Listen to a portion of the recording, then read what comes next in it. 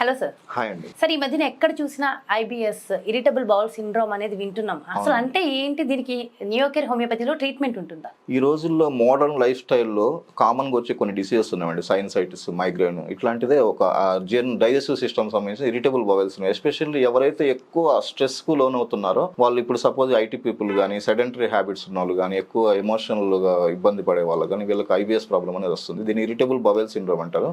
లక్షణాలు ఏంటంటే అండి, మనకు ఫ్రీక్వెంట్గా మోషన్స్ రావడం కానీ, లేదంటే alternate with motions and constipation, రెండు అయితే మోషన్స్ అవుతాయి, లేదంటే కాన్స్టిపేషన్ ప్రాబ్లం ఉంటుంది. దీనికి చాలామంది ఎన్ని మందులు వాడినా, ఎన్ని టెస్ట్ చేసినా, సార్ మనం ల్యాక్స్ ఖర్చు పెట్టాం అయినా కూడా తగ్గట్లేదు అంటే దీనికి ఇతర వైద్య విధానం మందు ఉండదండి. ఎస్పెషల్లీ మన నియోకేర్ హోమియోపతిలో ఐబిఎస్కు పర్ఫెక్ట్ ట్రీట్మెంట్ ఉంటుందండి.